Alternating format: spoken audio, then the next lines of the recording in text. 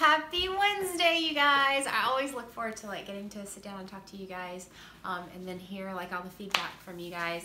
All right, so this time I'm going to do an update on my journey so far and then answer the questions because we got a lot of questions today. I had to write them all down. So far on my journey, I'm still focusing on getting my third meal of the day in. It's just something that it takes a while to feel like, all right, it's just something I don't even have to think about anymore. So working on that, and then you guys, I had a really big breakthrough on my fitness journey so far.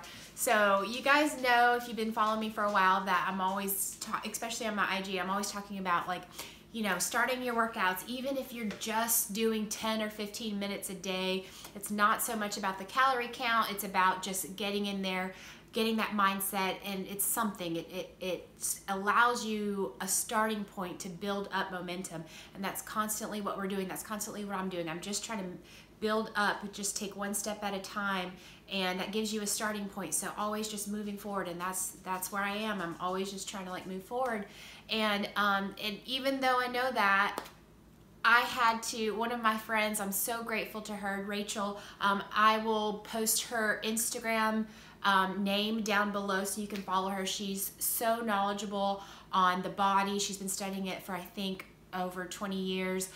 Very knowledgeable about nutrition, the body, building muscle, all that kind of stuff. And I was telling her how, I've been wanting to get back in the weight room, but with my schedule, it's just hard because, I have to have that set time every day where I can make it a routine. Otherwise, I'll get frustrated. And she was like, why don't you just do 10 or 15 minutes after your runs in the morning? And even though I'm always like, hey, just do 10 or 15 minutes, I was like, yeah, but does that even count? Because in my head, I'm thinking, when I start going in the weight room, I want to really go hard and start, really focus on building that muscle. And she was like, yes, it always counts. Even if it's only 10 or 15 minutes, it always counts. And I'm like, hello, yes, I need to just, even if it's 10 or 15 minutes, at least I am exercising the muscle, getting that muscle moving, so that when I do have time to actually go hard in the weight room, my muscle isn't just shocked. It's not just I have to start from scratch.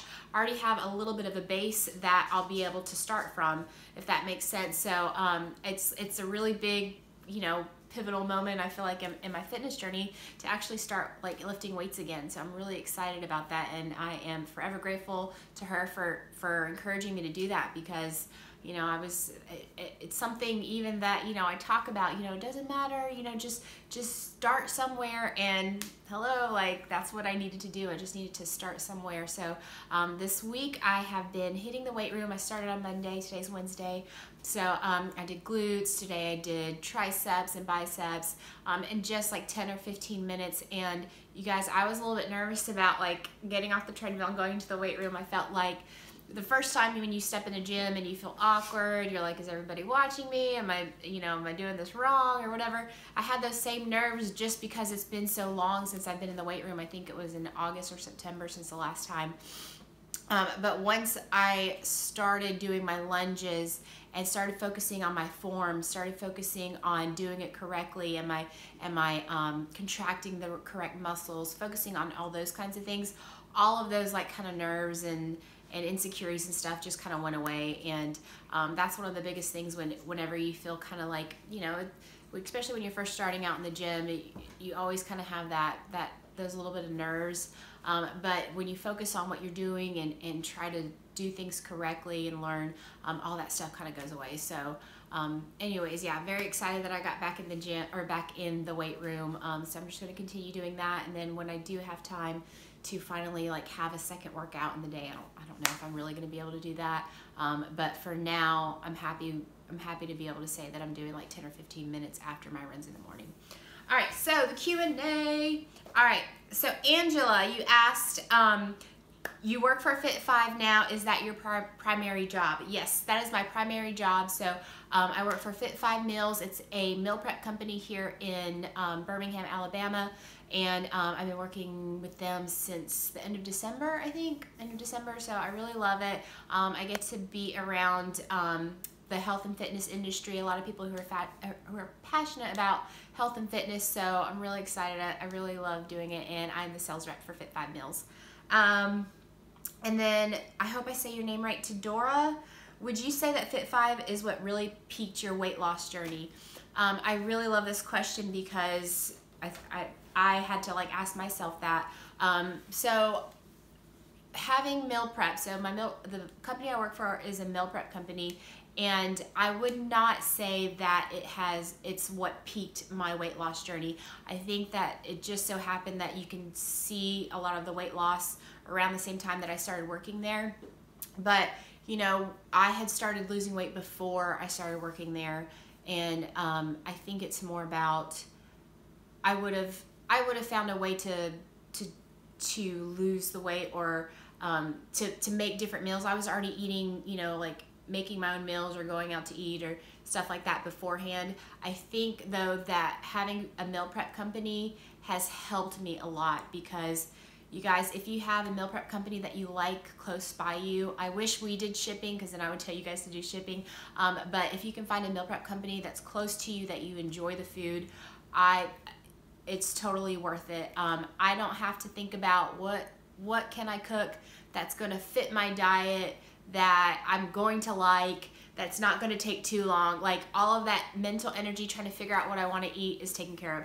All I do is go to fit5meals.com, scroll, see which one sounds good to me, find which one I like, order them, and it's just it saves me so much time and mental energy trying to figure out, you know, what I want to eat and all that stuff. So it has definitely made my life so much easier. I was telling one of my clients the other day, if I had to drive an hour to go get these meals, I would go do it. And the thing about Fit5 Meals is I really enjoy the food, whereas some of the other meal prep companies that I've seen, I didn't like, the food didn't look very appetizing to me, but so I'm very grateful that I have this one. So I would see if there's anyone close by you, or if you can find one that ships that looks good to you, and that you really enjoy the food, because it just makes it so much easier for me. All right, Al Capone, you're saying you had a rough patch and that you're back on track now. So I'm excited for you that you're back on track. And you know, if you've been following me for a while, then you know that that's how most journeys go. Like, that's how mine went. It was up and down. I'd lose weight, get back on track. And the only thing, one of the things that kept me going was the only thing that is going to guarantee failure is giving up.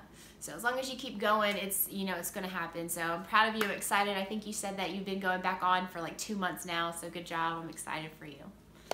All right.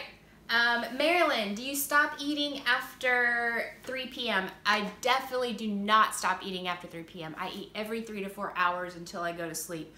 So a lot of times I'm not even hungry because I'm making myself eat every 3 to 4 hours, but I still make sure I get that meal in.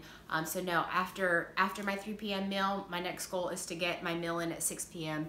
And then if I'm up past 9, I make sure I get that 9 o'clock meal in. So it just depends on how long my day is. But no, I definitely make sure I eat every 3 to 4 hours. And actually I've tried doing this before, where it's like, I think it's like intermittent fasting, where I tried to cut it off in just like a certain window, and it's just not for me, because I get like, if I go a certain amount of time without eating, I get all these crazy carb cravings. All right, Marine Wife, you said, or you're asking me, oh, you're saying thank you, and you're glad that I share the journey. Thank you so much for watching. Thank you all so much for watching and sharing in this journey with me. You guys know it's so cool to be able to like share this with you guys. Thank you guys for letting me share it with you, because like getting to share in the excitement and the low parts with you guys is just, it makes everything 10 times better, because I know you guys know like how hard it was for me to like get over the humps, and seeing me like try so hard and not making progress, and like, you know, we've all like all along this journey we've been figuring it out together. So thank you guys so much. Charming, you said that you were asking if you think that I weigh 125. I love you too, girlfriend. You just made my day. And then, oh, I can't even read my handwriting. Move Made. I'm sorry, I can't read my handwriting.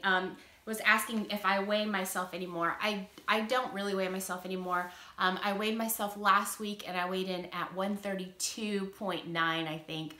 So it's very sporadic. I wouldn't even say that I weigh myself weekly. I try to stay off the scale just because I feel like I'm at a different point in my journey where it's not even about the number. I still want to get that flat tummy, but now it's, you know, focusing on the number is not going to make it for me. This is how I feel. Focusing on the number is not going to make it anything move any faster. If anything, it's more like trying to watch a pot of water boil. You know, it's just kind of like, okay, is it going to happen? Is it going to happen? So now it's more just about focusing on the habits, focusing on getting that third meal in, focusing on, you know, pushing myself in the gym, focusing on keeping my mindset, making sure I'm feeding my mind the right things, and I'm focusing on my goals and you know, working on the life that I want to create for myself. So it's really all about that, and it's not for me anymore about the number. It's just changed now.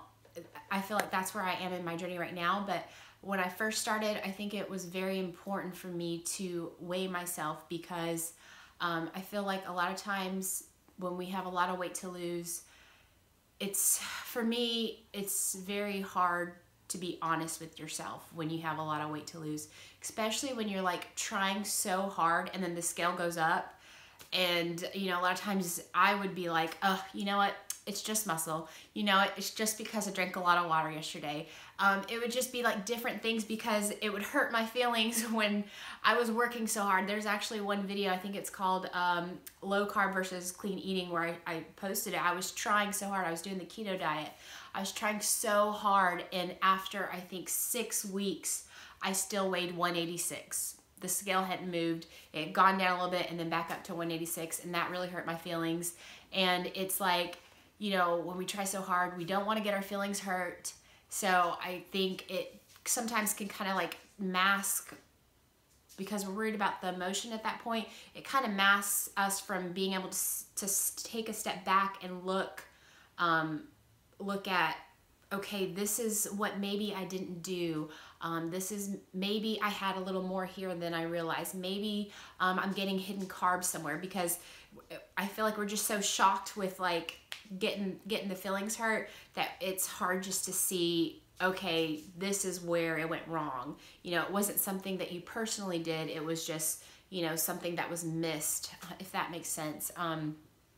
So I think weighing ourselves is just like, in the beginning, is really good because it forces you to be honest with yourself if you really pay attention to it. So if the scale goes up and you feel like you've been doing really good, then that's letting you know, hey, you may be missing something here, or, you know, there may be a hidden source of carbs that you're not catching.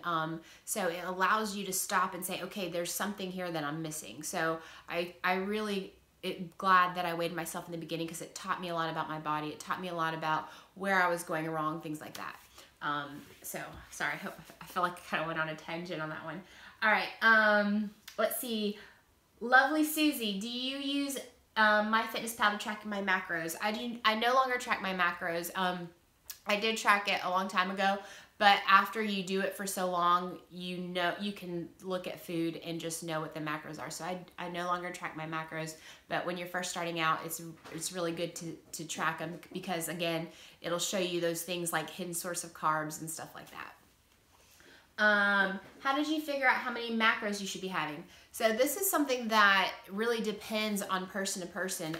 For me, it just depends on, you know, how active you are, your age, your weight, your height. So it just depends from person to person what your macros should be at. And it's even more than that. Like, this is why I like to work with my clients for a longer period of time, because every person's different. Your metabolism's different. It depends on your lifestyle. Depends on how your body runs, and knowing how to adjust the way your body runs.